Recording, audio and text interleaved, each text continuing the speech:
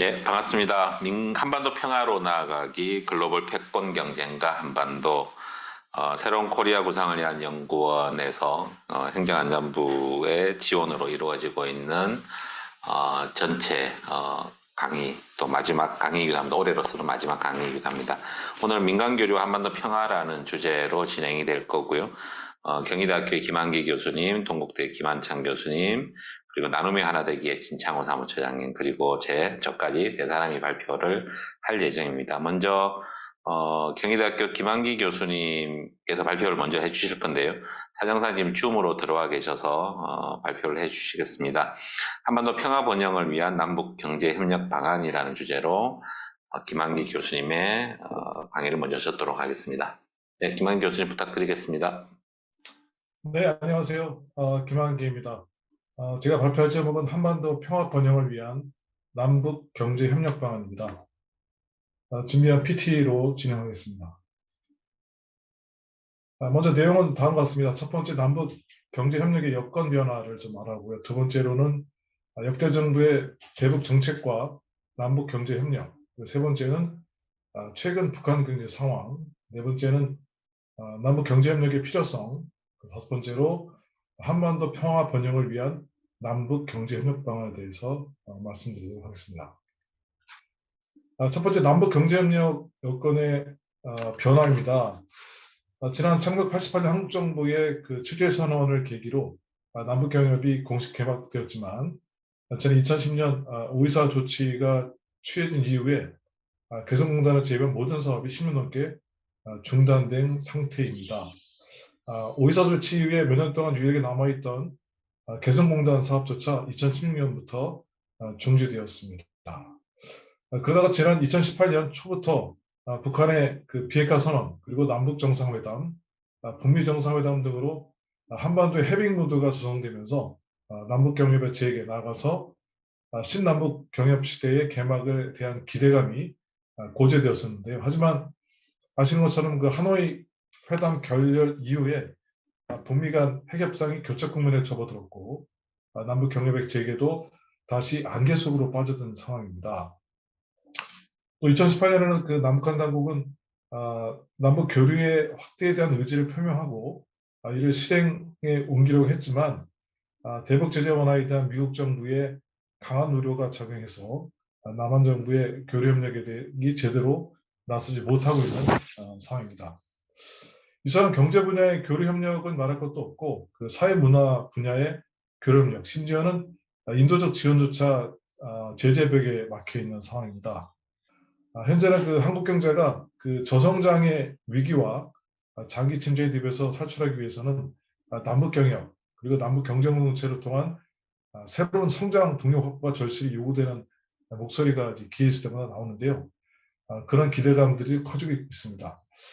그런가 하면 최근 코로나19 또한 여러 가지 변화들을 일으키고 있습니다. 그래서 국제 질서, 그리고 세계 경제를 비롯한 광범위한 정치, 경제, 사회적 변화에 직면하고 있습니다. 이렇듯 남북 경협을 둘러싼 여러 여건 변화가 발생하고 있으면서 이 경협에 대한 또 새로운 과제를 주어지고 있는데, 그래서 이런 상황에서 남북 경제 협력이 어떤 방향으로 갈지를 한번 살펴보고자 합니다.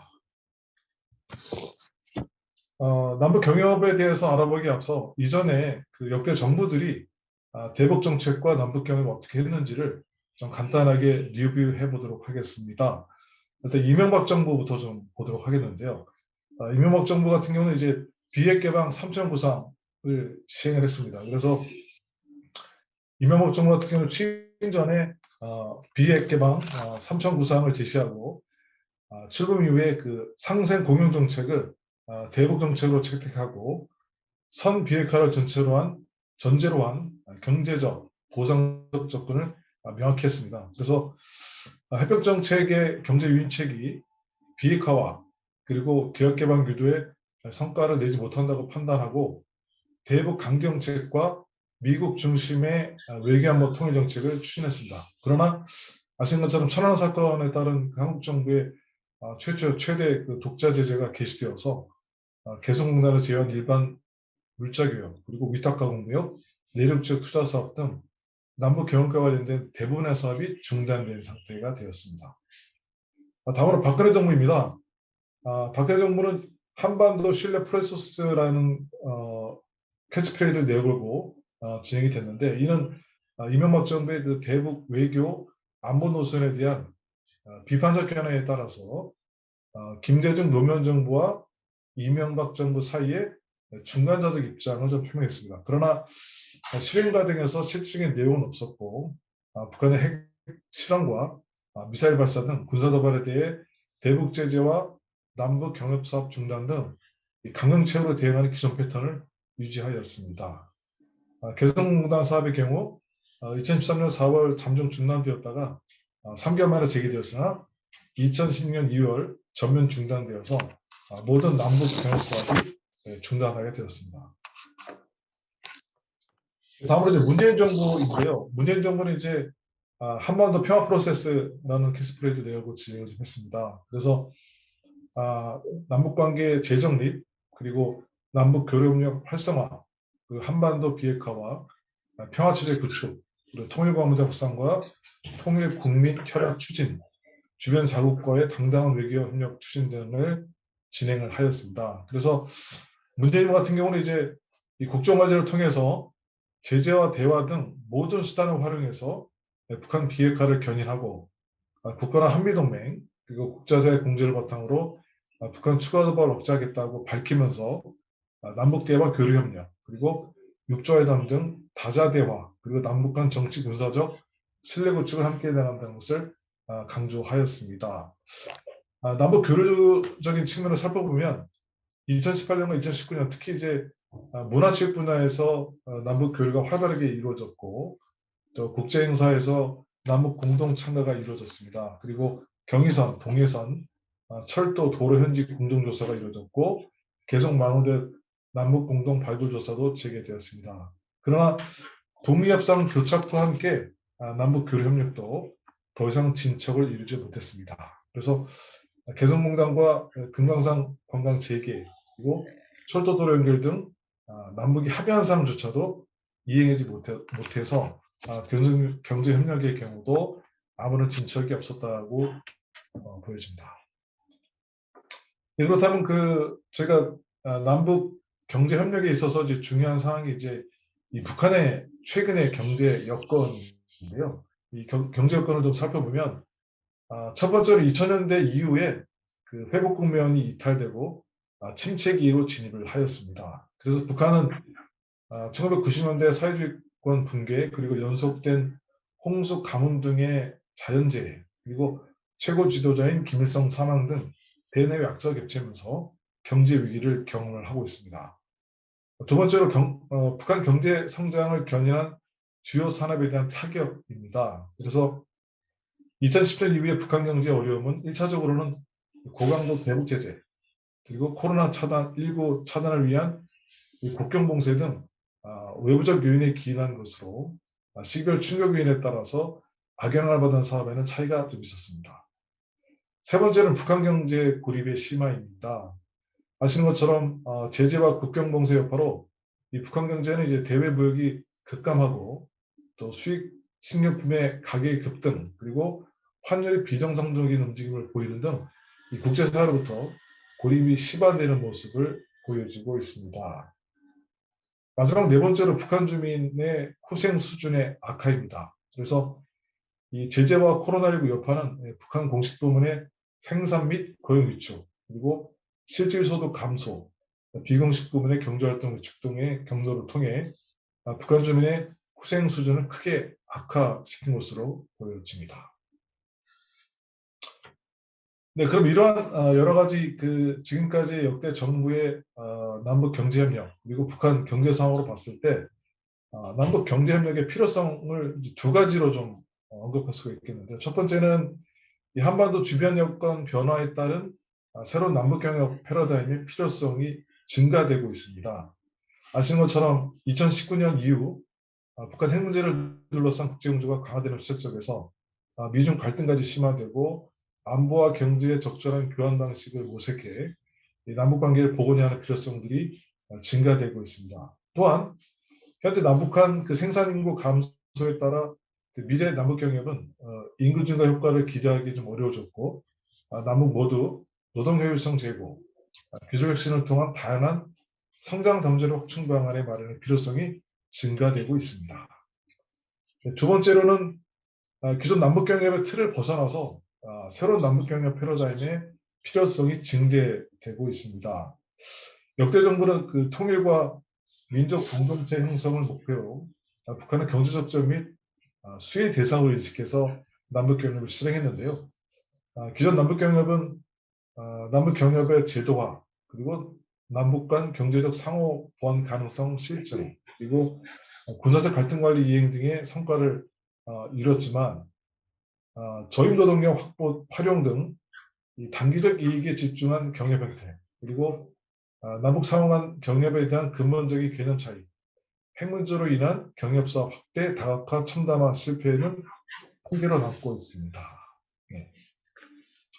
자, 그렇다면 한반도 평화 반영을 위해서 나가야 될 남북 경제 협력 방안을 좀 살펴보고자 합니다. 두 가지인데요. 첫 번째는 미래 경협은 한반도 동방 성장을 위한 새로운 경제 성장 전략 및 경로 창출을 목표로 추진되어야 합니다. 그래서 남북 경협을 통해 한반도의 새로운 경제 성장 동력을 좀 마련하고, 더불어 잘 사는 남북 경제 공동체를 구축한다는 과감한 북발에서 북한을 협력 대상으로 접근하는 자세가 필요하고요. 어떤 미래 남북 경협은 상호 간 경제 역량 수준을 높이되 엄격한 상호주의와 보편성이 강조된 협력 방식을 적용하는 것이 필요하다고 보여집니다. 두 번째로는 이제 IT 정보기술 및 그 혁신 산업을 활용한 남북 경협으로 한반도만의 독자적인 경제 성장 경로를 탐색해야 합니다. 그래서 현재 주요 개발도상국에서 시도하고 있는 IT 산업 기반 경로 창출형 경제 추격 전략을 북한에 적용할 수 있는 구체적인 남북 경협 방안을 모색할 필요가 있겠습니다. 네, 이상으로 간단하게 토론 마치도록 하겠습니다. 네, 감사드리겠습니다. 발표에서도 언급을 하긴 했지만 아마 북한 내부도 상당히 딜레마일 것 같긴 합니다. 북한이 이제 그동안 국산화나 재자원화 관련해서 이제 북한 내수 경제를 끌어오긴 했는데, 국제사회 제재나 그리고 이제 코로나로 인해서 국경이 봉쇄됨으로 인해서 중국과의 보이지 않는 지원도 쉽지 않았기도 했고요. 그런 상황들이 이어져 오고 있어서 사실은 이제 경제 개혁과 관련되어진 조치들, 그리고 이제 경제 개발에 대한 기대들이 상당히 있긴 했지만, 실제로 이제 그걸 이룰 수 있는 여러 여건들이 좀 완벽하지 않아서, 그리고 이제 일단은 이제 이러한 것들이 이루어지기 위해서 이제 북미 간의 관계 개선이 먼저 돼야 되기도 하고, 베트남이 그랬고요. 도이모의 정책도 미국과의 수교 이후에, 중국도 마찬가지고, 미국과의 관계 개선 이후에 중국의 이제 개혁 개방 정책들이 순조롭게 진행이 됐는데, 북한으로서는 미국과의 관계 개선 이후에 다양한 이제 경제 자본들의 힘을 입어서 북한의 경제 성장을 좀 가져오려고 하는 아마 계획들이 있었던 것 같고요. 아마 앞으로 남북 경협과 관련해서는 이제 발표자께서도 언급을 해주셨지만, 이전과는 좀 다른 형태이지 않을까라는 생각이 듭니다. 그래서 우리 남쪽의 특수성과 관계없이 중국, 일본, 그리고 미국, 그리고 유럽의 자본들과 경쟁을 해야 되는 그런 이제 아마 그 지점이 생기지 않을까라는 생각이 들고, 이제 경제협력과 관련해서도 상당히 이제 수용성이 높은, 이제 방금 이야기하셨던 이제 IT 기술이라든지 북한이 관심 있어 하는 환경, 나노와 관련된 그 산업군이라든지 이런 문제에 대해서 조금 더 남과 북이 관심을 가지면서 좀 활로를 찾아야 되지 않을까, 이런 생각이 들었습니다. 우리 김한기 교수님 발표 잘 들었고요. 이어서 또 다른 분들 발표를 듣도록 하겠습니다. 네, 고맙습니다. 동국대학교 김한찬 교수님이 지방자치분권과 남북협력 방안, 그리고 또 이어서 나눔의 하나 되기 진창호 사무처장님이 개성 영통사를 중심으로 한 남북교류 방안인데, 아마 그 이야기 하시면서 또 민간이나 종교교류 관련한 말씀을 해주실 거고요. 그리고 제가 지방자치단체의 남북교류이긴 한데 좀 폭넓게 민간교류와 남북 한반도 평화, 그리고 특히 지방의회하고 지방자치단체 역할 관련해서 경기도를 중심으로 한 역할 관련해서 말씀을 드리는 것으로 오늘 토론회가 진행이 될 예정입니다. 예, 이어서 동국대학교 김한창 교수님은 잘 아시겠지만 공무원 관련된 공공조직에서 정책실장으로 상당히 오랫동안 활동을 하셨습니다. 지방자치분권과 남북협력 방안 주제로 말씀을 듣도록 하겠습니다. 네, 안녕하십니까. 네, 김한창입니다. 저는 오늘 지방자치분권과 남북협력 방안에 대해서 발표를 하는데요. 이전의 관점하고는 조금 다른 정책적 상상력을 좀 발휘해보고자 합니다. 그 정책적 상상력을 발휘하고자 했던 거는 아무래도 이 남북교류라는 게 직접적인 교류를 최대한 지금까지 노력을 해왔고 효율적인 방안들을 강구했는데 그럼에도 불구하고 이제 교착되어 있는 상태, 또 그것이 장기간 10여 년 이상의 세월이 되고 있는 이런 상황들에 대해서 타개하기 위해서는 조금 다른 상상을 좀 해보자, 이제 이런 게 제 오늘 발표의 핵심이고요. 그 상상의 핵심에는 논란이 될 수도 있겠지만 이제 광역정부까지 외교권을 사실상 내용상 외교권을 주자는 게 이제 핵심입니다. 그리고 저의 이런 주장에 대해서 일단 쭉 세부적으로 좀 더 말씀을 드리겠습니다. 이미 남북 교류 현재의 모습을 보시면 앞에 김한기 교수님도 충분히 설명을 해드렸고 또 우리 일반 시민들도 지극히 잘 알고 있는 상식적 수준에서도 그 현상을 잘 알고 있는데 처음에는 어떤 전문가적 영역이 당연히 관료들이라든지 또 전문가들이 남북 간의 그 특수한 상황이기 때문에 그 교류의 물꼬를 트고 길을 열고 또 그걸 제도하고 길을 닫고 하는 그런 역할들이 지금 해오고 아주 충실히 해오고 있고 선행돼야 되겠죠. 그러나 이제 이런 상황에서는 이제 이렇게 오랫동안 제가 앞서 말씀드린 대로 장기간 교착이 되고 또 이런 남북 교류라는 게 기본적으로 국민의 지지를 뒷받침하지 않고는 지속 가능하기 힘들다. 국민들의 뒷받침을 갖기 위해서 지속 가능하기 위해서는 결과적으로 경제적 실익이 국민들이 체감해야 된다. 이런 관점에서 본 아이디어를 구성하게 됐습니다. 그래서 현재는 너무 잘 알고 있기 때문에 상당히 우리가 교착되어 있는 게 사실이죠.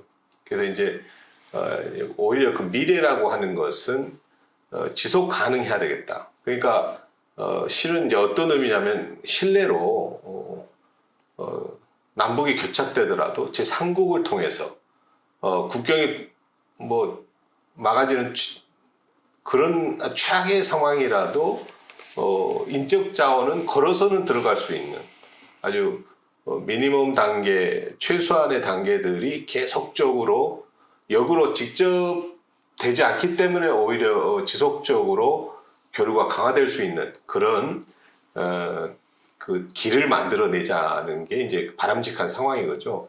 지금 같은 어떤 상황이 오더라도 다른 수단이 없는 게 아니고 각가지 조합에 의해서 다양한 조합의 정책적 조합에 의해서 주체들이 많아지고 그럴 때 다양한 정책적 조합이 이루어져서 지속적으로 계속 가능하다. 물론 반론이 있을 수 있을 것입니다. 혼란이 있지 않겠느냐. 하지만 법 체계 안에서의 우리가 일상적으로 생각할 때 법규 안에 여러 가지 조례도 행정국가의 그 하위 단계의 법들이 있듯이 또 심지어 지자체의 조례가 있듯이 그런 법 체계 안에서의 외교권을 범위하고 깊이, 레인지와 뎁스를 잘 분리하고 그걸 질서 있게 지자체에 권한을 부여한다면 굉장히 민간 교류의 어떤 그 지속 가능한 것이 경제적인 실익을 통해서 또 국민들이 체감함으로써 이게 계속 지속 가능해질 것이다. 앞서 여러 교수님들과 우리 좌장도 말씀하셨지만 이제 북미, 미국과의 관계가 가장 이제 선결돼야 되겠죠. 역사적으로 볼 때도.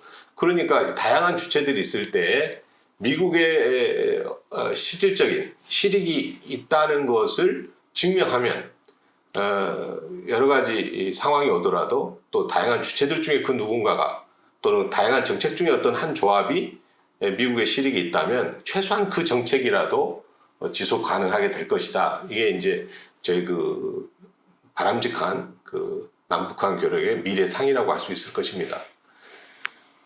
그래서 이제 우리는 결과적으로 현재 현실을 인정하지 않을 수 없는 게 방금 말씀 올린 대로 미국의 실익과 어떻게 세계 최강 국가인 또 심지어는 일극 체제로 지금 향해가고 있는 슈퍼파워인 미국과의 그 실익을 현실적으로 인정할 거냐. 그렇다면 우리나라 같은 경우는 대표적으로 우리 일반 국민들이 알다시피 중국과 미국의 갈등 속에 우리 입지가 굉장히 좁단 말이죠. 그럴 때 그런 어떤 이중성 굉장히 많이 곤란에 직면하고 있는데 중앙정부 입장은 원칙을 대변하고 광역정부 정도 수준의 단위의 정부는 실용적인 정책을 추구할 때 우리가 형식적인 국제 질서에 반하지 않고 내용적으로 실익을 구할 수 있겠다. 이제 이런 구상입니다. 그러나 그럼 이게 실제 가능하냐? 헌법에 외교의 주체가 저는 이제 그 외교란 말이 조금 조심스러워서 교류에서 교섭이라고 했지만 뭐 어원으로 따지면 외교라는 게 결국 네고시에이션이라고 또 다른 전문가분들께서도 말씀하셨길래 제가 그 말을 차용해서 약간 완화된 표현으로 교섭이라는 표현을 썼지만 내용상은 사실 외교권입니다. 그래서 제가 주장하고 있는 게요. 그래서 이제 과연 외교권에 있어서 이제 가능하냐? 우리 헌법에도 사실 외교권은 중앙정부만 하도록 돼 있습니다. 그리고 다른 논문들을 봤는데 그 연구 진행되는 것들을 보면은 그럼에도 불구하고 우리 역사상 우리 한국은 감리서라는 곳, 또 중국은 의외로 중앙정부가 통제권이 약해서 각 지방정부의 외교권을 역사적으로 굉장히 많이 주어왔고 그런 사례들이 있었고 우리나라도 이제 감리서는 개항장에서의 어떤 영사적 수준의 실무 주민들의 어떤 이익을 대변하고 하는 영사적 수준의 외교권은 충분히 특수한 구역, 제한된 구역에서 쭉 좋았던 사례들이 있는 것으로 이렇게 제가 우선은 살펴보았습니다. 그리고 또 이제 또 다른 저의 그 연구들을 보면 그 실제로 지금 이제 현 시대에도 그 공공 외교라고 해서 민간에 대한 교류나 외교권이 중요성이 굉장히 높아져서 외교부에서도 공공 외교에 대한 그 정식 국가의 아주 오피셜한 합법적 외교 외에 민간인들의 어떤 스포츠 외교, 미디어 외교 또는 뭐 또 사이버 외교 뭐 다양한 방식으로 민간의 그 외교를 지원도 해주고 있고 또 장려하는 상황이라는 것은 그만큼 많은 그 외교의 역할과 범위를 규정할 수 있다. 이런 의미에서 경제적인 수준의 내용의 외교권을 광역정부라든지 심지어 자치단체한테 주는 것도 실질적으로 문제가 될 소지가 크지 않다. 또 오히려 장려돼야 된다. 내용적으로는. 아울러서 우리나라 판례를 또 여러 가지 선행 연구들을 보니까 이제 국회의 권한이 어느 정도냐에 대한 연구였긴 하지만 결국 외교권은 집행부에 있다는 거예요. 그래서 위임 사무처럼 충분히 법적으로도 외교권 배분이 가능하다 이런 결론에 도달을 했습니다. 그래서 이제 제가 결론을 대신해서 예를 들면은 이건 조금 아마 우리 토론을 외교부 같은 데서 관계자가 청취한다면 아마 뭐 이게 큰일 난 것으로 인식하기 쉬울 텐데요. 이제 저 같은 경우는 저희들이 오늘 정책적 상상력을 발휘해보고자 하는 거니까요. 여러 가지 교착 상태를 좀 더 효율적으로 오히려 이것을 넘어서서 강력한 민간 교류, 그래서 궁극적으로는 이제 평화가 한반도에 정착되는 걸 바라는 마음은 뭐 누구나 같을 테니까요. 그래서 저는 이제 이런 생각도 해보는 것이죠. 뭐 신삼국 시대가 됐던 어떤 형태가 됐든 간에 이제 자치분권 쪽에서의 연방제도 방안, 그러니까 과거에 뭐 남북한 연방제 이런 개념이 아니고 이제 우리나라가 경제적 수준이 워낙 커졌기 때문에 광역정부 뭐 한 두세 개 정부가 합쳐지면 뭐 다른 유럽의 국가 수준은 충분히 되보다 남을 텐데, 그렇기 때문에 어떤 우리 광역 정부들이 중국가적 단위로서 예를 들면 뭐 강원도가 러시아에 대해서 경제적 분야, 낮은 단위의 경제적 분야, 뭐 특정 지역을 제한해도 좋고요. 그건 이제 수기된 우리 온 국민과 국회에서 수기를 좀 가져야 되겠죠. 그리고 뭐 호남이 예를 들면 지리적으로 볼 때 중국, 뭐 영남은 뭐 일본, 이렇게 4대 강국들과의 어떤 낮은 단계의 경제적 영역에서의 외교권을 줌으로써 그 지역 자치 발전도 되고, 또 이 당국원 같은 외교의 어떤 역학 구조 속에서 남북 교류를 오히려 지속할 수 있는 아주 좋은 수단이 될 수 있다는 생각입니다. 물론 이제 그 조합들이 많이 있기 때문에 그것은 향후에 저 역시 이제 학자의 한 명으로서 더 깊숙이 연구해야 될 방안이지만, 이런 아이디어를 현실화시킬 때는 민간 교류가 전향적인 방안이 될 수 있겠다. 이런 생각을 오늘 아마 공식적으로 발표하는 첫 발표인 것 같은데요. 이렇게 가름하면서 향후에 또 더 좋은 깊숙한 연구로 다시 한번 또 찾아뵙길 기대하겠습니다. 이상 마치겠습니다. 네, 감사드리겠습니다. 김환상 교수님이 그 논쟁을 할 수 있는 여러 가지 주제에 대해서 말씀을 해주셨고요. 지방자치, 지방분권 관련해서 사실은 이제 2019년 10월에 통일부에서 지방자치단체도 대북 지원 사업을 하는 그 지정 단체로 되도록 하는 게 사실 2019년에 와서야 이루어지기도 했습니다. 그래서 지방분권이나 지방자치 관련해서 그 가야 할 길이 멀긴 하지만 특히 남북 관계에 있어서는 지방자치단체의 역할이 그동안 조금 이렇게 크게 역할을 하지 못했던 측면도 있는 것 같습니다. 물론 이제 제도적인 뒷받침도 충분히 이루어지지 못했던 측면도 있고요. 그런 측면에서 뭐 그 지방 정부가 뭐 외교와 관련된 역할을 할 수 있도록 이런 그 다양한 남북 관계에 있어서 실용적 정책을 추진할 수 있도록 하는 여건을 만들어가는 것도 의미가 있을 것 같습니다. 그래서 외교권을 당장 가지고 뭐 이런 문제가 아니라 남북 관계에 있어서 지방 정부도 일정하게 역할을 할 수 있는 그래서 뭐 북한에 물론 이제 민간이 있거나 지방 정부가 있는 것은 아니겠지만 사례에서 이야기하셨던 것처럼 뭐 독일이라든지 뭐 이런 곳의 사례들을 좀 참고해서 뭐 활발하게 이제 독일 같은 경우에는 지방 정부 간의 교류가 활발하게 이루어졌었거든요. 물론 여건은 다르긴 하지만 그런 측면에서 다양한 일종의 교류 협력의 길들을 모색한다는 측면에서 의미가 있는 말씀이었던 것 같고요. 뭐 지방 분권, 그 지방 자체와 관련해서 상당히 이제 역사가 지나가고 있긴 하지만 아직까지도 어떤 면에서는 중앙정부에 종속되어 있는 측면이 상당히 크긴 합니다. 특히 남북관계에 있어서는 지방정부나 그 지방자치단체의 역할들이 그동안 좀 미미하기도 했습니다만 어쨌든 여러 가지 좀 모색해 볼 수 있는 좋은 계기가 되었으면 하는 바람이었습니다. 말씀 들으면서 이제 그런 생각들이 많이 들었고요. 이제 이어서 천태종 나눔이 하나 되기의 진창호 사무처장님께서 잘 아시고 계시는 것처럼 개성 영통사 복원을 하는데 여러 가지 그 성과들이 있었습니다. 그래서 개성 영통사를 중심으로 해서 남북 교류 방안에 대한 말씀을 해주시겠습니다. 우리 진창호 처장님 부탁드리겠습니다. 안녕하세요. 천태종 나눔이 하나 되기 진창호 처장입니다. 먼저 저희 개성 영통사에 대해서 간략하게 먼저 설명을 좀 드리고 추가 말씀드리도록 하겠습니다.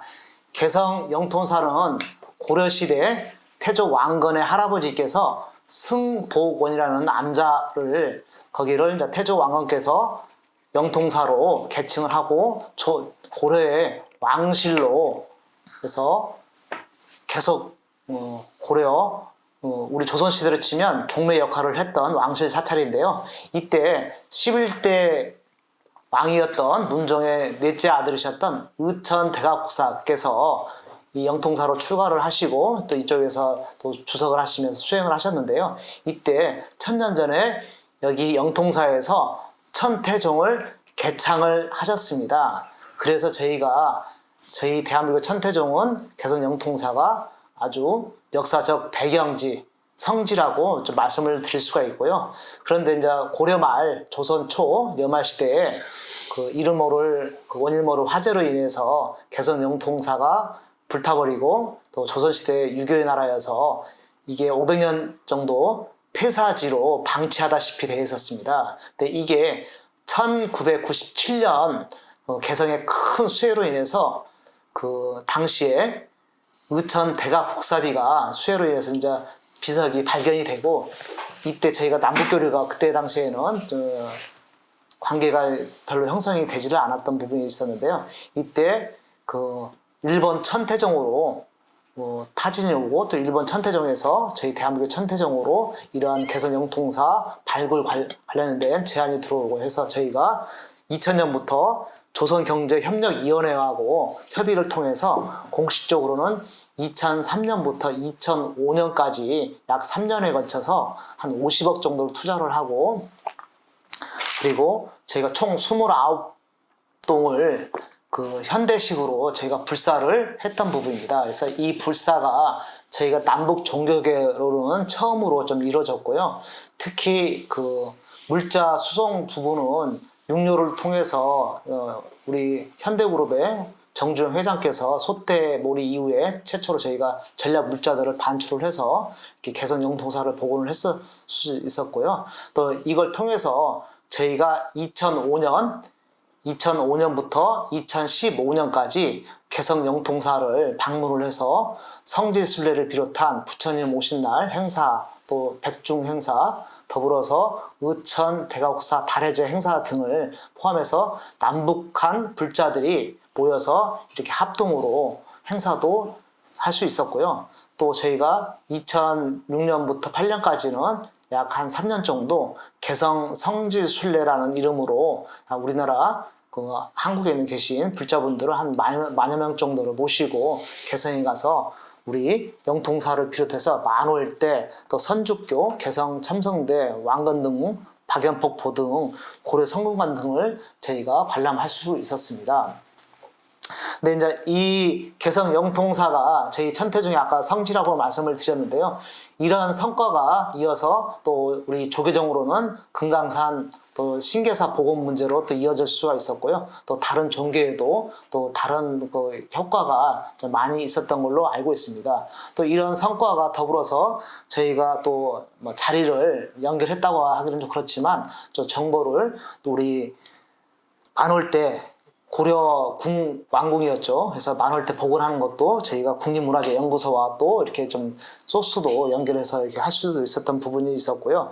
이런 부분들은 김대중 정부 시설 햇볕 정책으로 인해서 많은 효과를 보았습니다. 그래서 저희가 이런 성과들을 계속해서 좀 냈어야 되는데 아시다시피 2016년부터는 남북 관계가 또 단절되고 또 분열 또 갈등 대립으로 인해서 특히 지금 현재까지도 이렇게 좀 이렇다 할 성과가 좀 없습니다.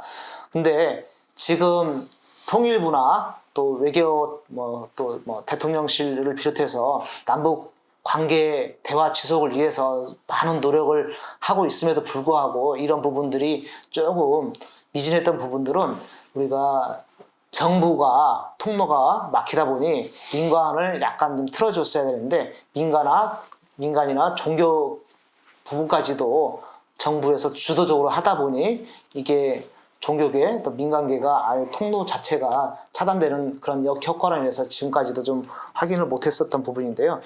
이런 부분들은 지금 저희가 조선불교도연맹과 아까 말씀드렸던 조선경제협력위원회하고 신뢰와 유연성 또 합리성을 기반으로 해서 그 사업을 지속할 수 있는 기반은 저희가 가지고 있습니다. 근데 지금 아시다시피 북미 관계 또 남북 관계 등등으로 인해서 좀 하지를 못하고 있지만 저희가 지금 이런 그 성과들을 기반으로 해서 좀 더 큰 다양한 그 생각을 좀 하고 있습니다. 어떤 부분이냐면 먼저 온 통일이라는 그런 그 상생과 포용 정책으로 해서 우리나라에 와 있는 북한 이탈 주민분께서 대략 한 3만 5천 명 정도 되시고요. 또 그 러시아 예전에 구소련에서 오셨던 우리 고려인 동포 3, 4세 분들이 우리나라에 한 8만 명 정도 와 계십니다. 그리고 우리가 제중동포 우리나라에 한 20만 정도 되시고요. 또 제일동포 이런 부분들을 통합해서 관리하는 우리 통합 가칭 한반도 통일센터를 민간 쪽에서 특히 종교가 앞장서서 이런 것들을 정부에 또 대화를 또 건의를 하고 이런 기구를 만들어서 통일 동북아 아시아 그 경제 시대를 좀 바라보는 그런 큰 시나리오를 좀 만들었으면 좋겠다 하는 것들을 저희가 다양한 통로를 통해서 건의도 드리고 좀 의견도 좀 전달을 하고 있는 부분들입니다. 그리고 저희가 그 2020년부터 코로나19가 발생을 해서 특히 뭐 코로나19 때문에라도 더더욱 남북관계 대화 지속이 교류가 힘들었던 부분인데요. 저희가 그 조선불교도 연맹을 통해서 인도적 지원, 특히 북한 보건위생 부분에 대해서 뭐 방역 물품 전달 의사를 좀 전달을 하고 또 상시적으로 저희가 지원을 하려고 했던 계획도 좀 잡고 있었는데 좀 아쉽게도 북쪽에서 좀 연락이 없다 보니 이런 부분들에 대해서도 조금 그 앞으로도 이런 부분들이 좀 지속적으로 할 수 있도록 저희도 좀 노력을 하려고 합니다. 근데 그 지금 종교는 그 사상과 그 이념과 이런 부분들을 다 초월하고 민족애라는 상생 포용을 정신을 다 기독교나 또 천주교나 또 원불교나 또 천도교나 불교나 다 포용을 하고 있는 부분들입니다. 그래서 저희는 군사적으로나 정치적으로 리스크에 관계없이 남북의 이러한 그 불신과 뭐 적대 정책에 관계없이 지속적으로 이런 부분들을 다양하게 북측과도 그 의사를 전달하고 있고 더더욱도 우리가 통일부를 통해서도 좀 이런 의견들을 민간이 또 종교가 앞장설 수 있도록 기회를 달라 이렇게 좀 말씀을 드렸던 부분도 있었습니다. 근데 이런 부분들이 그 당장 아까 영통사 복원했을 당시에만 해도 2000년대만 해도 불교가 실은 뭐 이론적으로 뭐 이렇게 개념적으로만 그 북한에서 존재하고 있었는데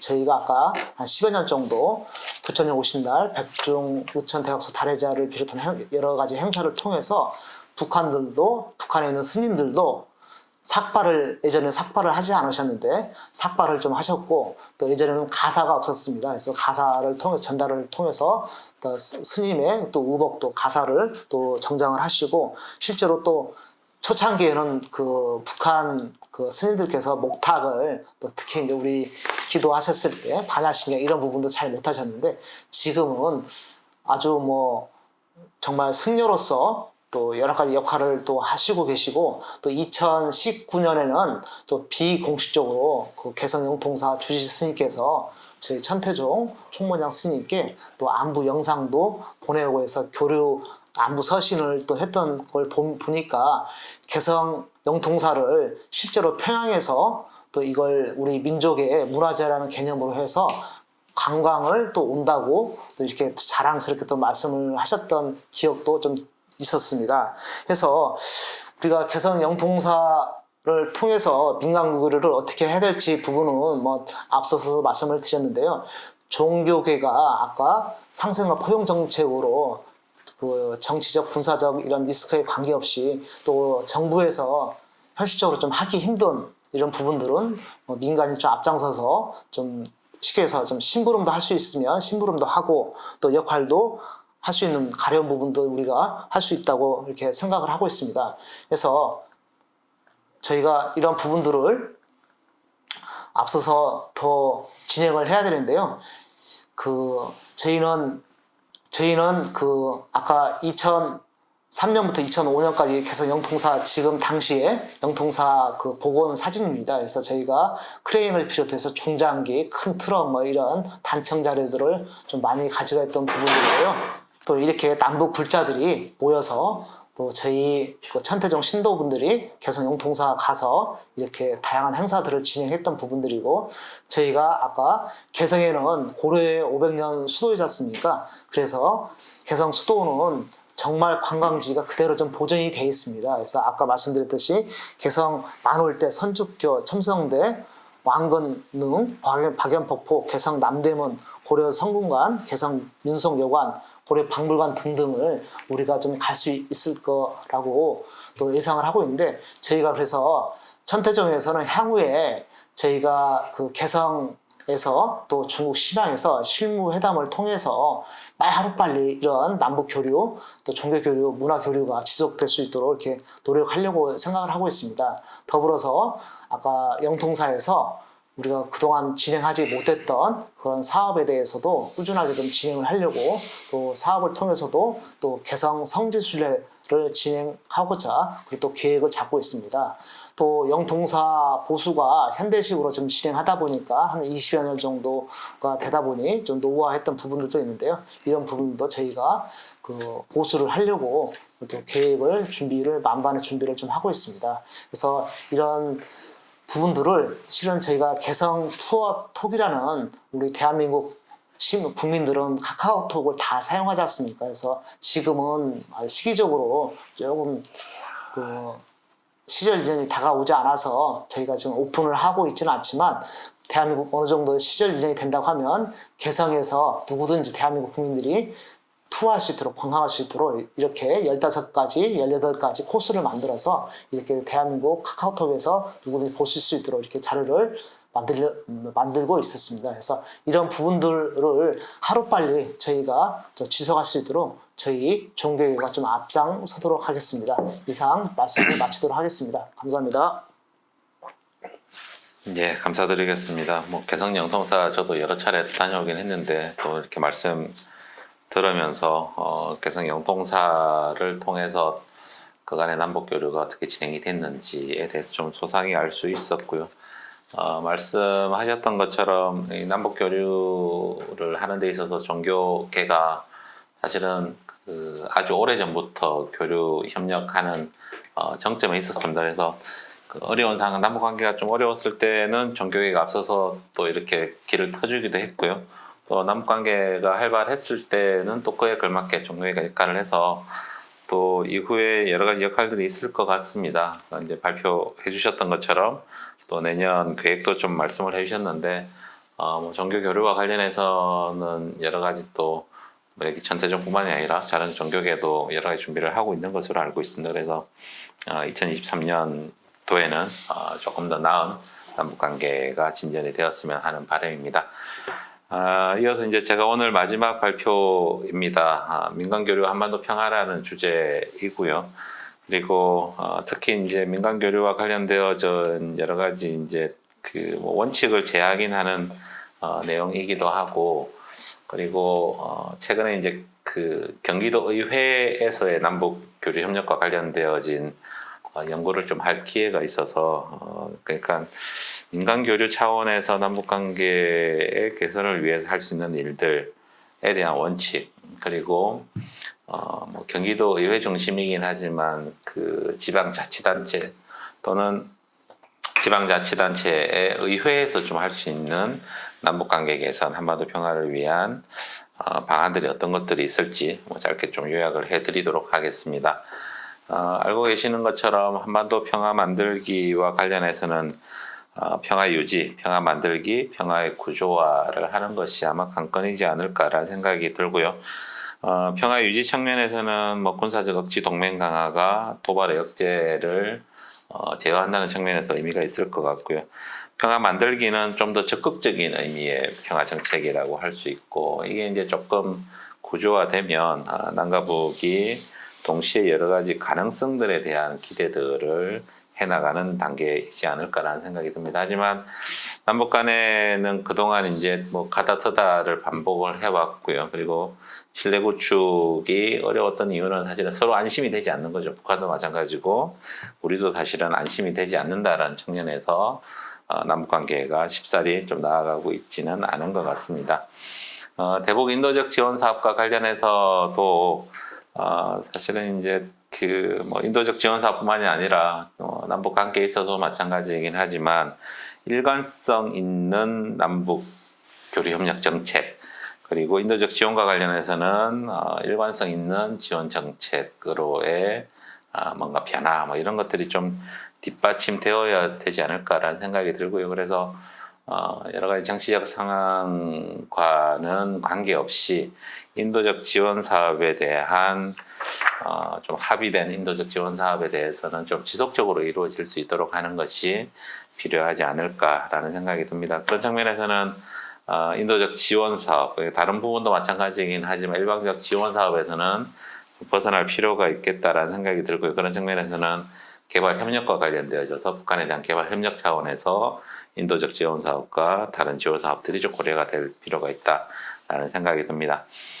그리고 윤석열 정부에서 담대한 구상과 관련되어져서 구체화된 프로세스를 최근에 내놓았습니다. 이와 관련해서도 비핵화 과정에서 북한의 비핵화 조치와 관련해서 그에 걸맞는 경제정치, 군사적 상응 조치를 취한다라는 내용이긴 한데 이게 뭐 단계적 조치는 아니다라고 정부 발표에 따르면 그렇게 나와 있습니다. 그래서 동시성의 원칙도 분명히 이 안에 존재를 하고 있다. 비핵화 협상의 테이블에 나오는 것만으로도 경제적인 지원이나 인도적 지원 사업과 관련된 여러 가지 논의들을 해볼 수 있다라고 이야기를 하고 있어서 추후에 남북 관계와 관련해서 조금 진전된 형태의 대화와 교류 협력이 좀 이루어지면 좋겠다라는 생각이 듭니다. 경기도 의회를 중심으로 해서 남북 교류 사업과 관련되어진 사례들을 조금 뭐 어떤 준비를 좀 할 필요가 있을지에 대해서 좀 살펴보도록 하겠습니다.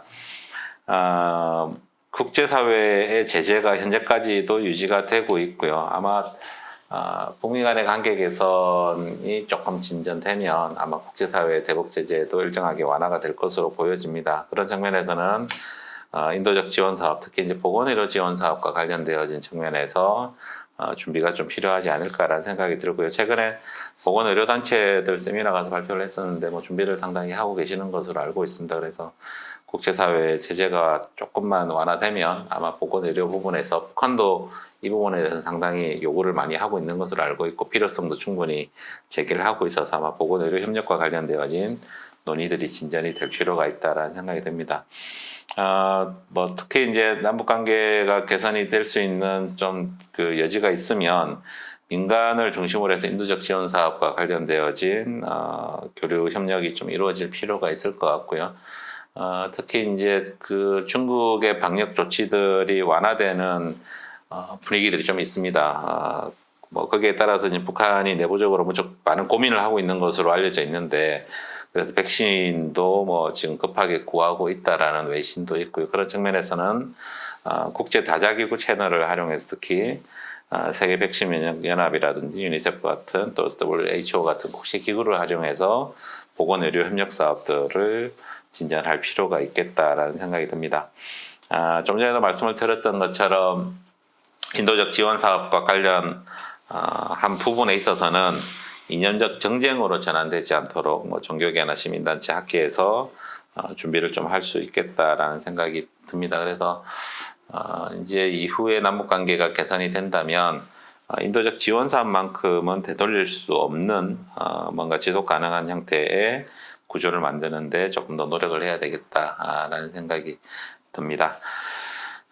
그리고 여러 가지 뭐 준비할 게 많이 있긴 하지만 경기도의회 그리고 지방자치단체, 지방의회 차원에서 남북 관계가 경색이 되긴 하지만 지금 문재인 정부부터 윤석열 정부까지 이어져 오고 있는 사회적 대화, 통일국민협약과 관련되어진 정책이 현재도 지속 가능하게 이루어지고 있습니다. 그래서 지방 정부에서 지방의회에서 또는 지역에 있는 시민단체들이 좀 함께 남남 갈등과 관련해서 사회적 대화가 좀 지속 가능할 수 있도록 그래서 현재 이제 기초안이 나와 있긴 하지만 통일국민협약과 관련해서도 조금 더 발전적으로 성장시킬 수 있는 논의들이 좀 다양한 측면에서 다양한 장에서 좀 이루어질 필요가 있다라는 생각이 들고요. 그런 측면에서는 개인과 개인, 또 개인과 지역, 개인과 집단, 개인과 국가 간의 다양한 관계들을 좀 학습할 수 있는 평화 프로그램들도 함께 있으면 좋겠다라는 생각이 듭니다.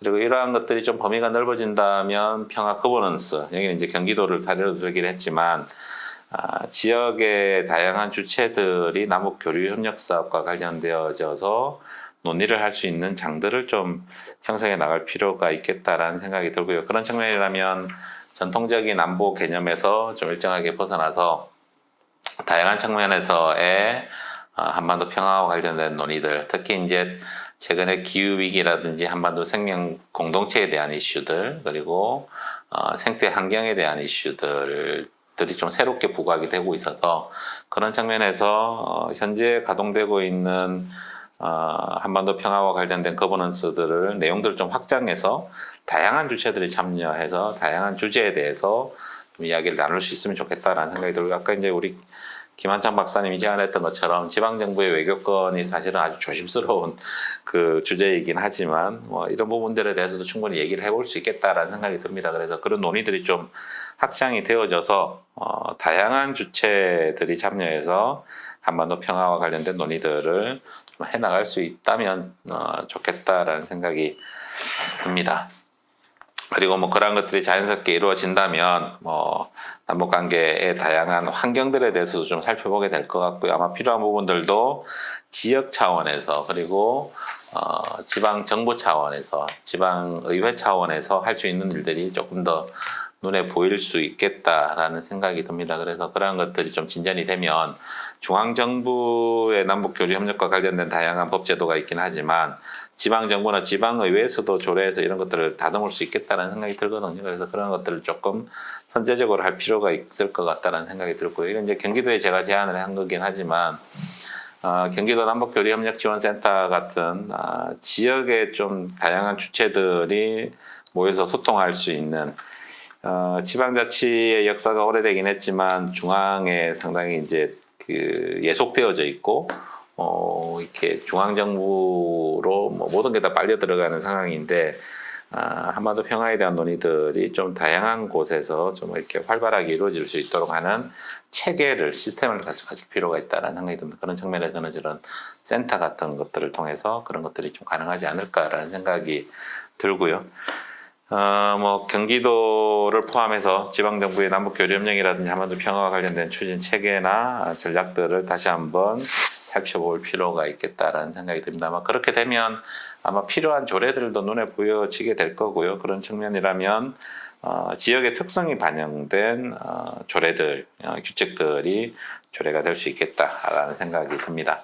그리고 정말 중요한 건 사실은 이제 그 여야가 남북 문제만큼은 좀 합의한 내용만큼은 좀 지속 가능하게 서로 간에 좀 이렇게 그 협력할 수 있는 틀들을 만들 필요가 있을 것 같고요. 뭐 이에 대한 논의는 이전에도 많이 되긴 했지만 여야 간 좀 초당적 협의 구도를 만들고 좀 유명무실화되지 않도록 하는 이런 노력들이 좀 아울러서 있으면 좋겠다라는 생각이 듭니다. 그리고 북한이 관심 있어 하는 그 국제적인 의제들이 있습니다. 특히 이제 SDG 관련해서는 북한이 관심 있어 하는 내용들이 좀 있어서 특히 이제 기후위기와 관련되어진 그리고 일부 인권적 접근에 대한 진전된 조치들도 나오고 있어서 이러한 부분들 관련해서는 국제사회의 채널을 좀 활용해서 또 북한이 이런 부분에 대해서는 적극적인 의사표현을 하고 있기도 합니다. 그래서 물론 이제 그 현재 안보 상황을 관리하는 측면도 필요하겠지만 또 우리가 대화할 수 있는 여지들은 좀 함께 좀 열어놓을 필요가 있기 때문에 이런 부분들 관련해서는 이런 좀 채널을 활용하는 것도 의미가 있겠다라는 생각이 들고요. 그리고 이산가족 문제인데요.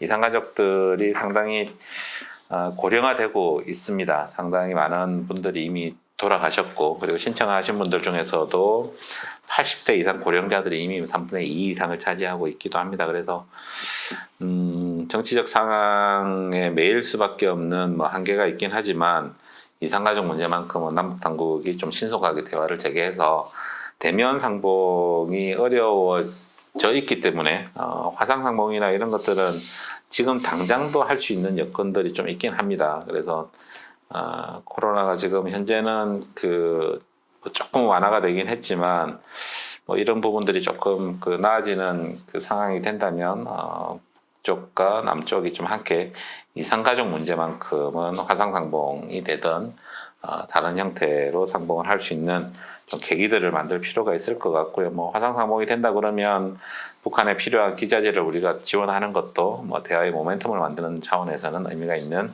작업이지 않을까라는 생각이 듭니다. 그리고 좀 전에 발표에서 나왔던 것처럼 인도적 지원 사업과 관련해서 그 지방자치단체가 대북 지원 사업자로 지정되도록 제도가 바뀌었습니다. 그래서 지방자치단체가 조금 더 적극적인 역할을 교류 사업을 하는 데 있어서 하면 좋겠다라는 생각이 들고요. 그리고 민간 교류도 마찬가지일 것 같습니다. 아마 이후에 남북 교류가 진행이 된다면, 진전이 된다면 아마 이전과는 다른 형태의 남북 교류 협력 사업이 진행될 가능성이 매우 높아 보입니다. 민간 교류도 마찬가지이고요.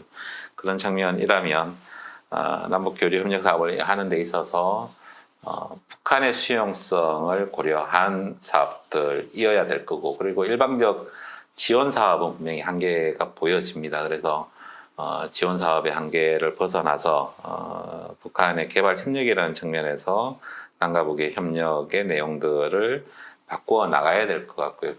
그리고 이제 그 남과 북의 특수성과 관련해서는 우리 남쪽의 일종의 주도적인 뭔가 그 뭐라고 해야 될까요? 주도적인 것들을 요구하기에는 아마 환경이 많이 바뀌게 될 가능성이 매우 높습니다. 그런 측면이라면 뭔가 협력 가능한 내용들을 좀 정리를 해서 남과 북이 좀 함께 머리를 맞댈 수 있는 장들을 많이 만들 필요가 있다라는 생각이 들었습니다. 제 발표는 여기서 마치도록 하고요. 그 코리아 연구원에서 올해 10월 19일부터 아마 오늘 12월 13일 하게 된 이 방송이 올해는 이제 마지막 사업이 될 것 같습니다. 저희들이 평화 의제와 관련된 논의들도 여러 차례 있었고요. 그리고 한반도 평화 강연에도 여러 차례가 있었습니다. 그래서 코리아 연구원에서 하고 있는 이러한 그 바람과 노력들이 또 내년에는 조금 더 발전적으로 개선이 되어져서 많은 이제 그 한반도 평화와 관련된 많은 분들이 그리고 다양한 주체들이 좀 참여해서 또 한반도 평화에 대한 큰 그림들을 함께 만드는데 좀 이렇게 힘을 모아갈 수 있기를 바라겠습니다. 네, 이상으로 한반도 평화로 나아가기 글로벌 패권 경쟁과 한반도라는 큰 주제 속에서 오늘은 민간 교류 한반도 평화라는 주제로 말씀을 나누었고요. 스튜디오에 나와 계신 우리 동국대 김한창 교수님, 나눔의 하나되기의 진창호 사무처장님, 그리고 줌으로 함께 해주신 경희대학교 김한기 교수님께 감사 말씀드리겠습니다. 예, 이상으로 오늘 토론회는 마치도록 하겠습니다. 수고 많으셨습니다. 감사합니다.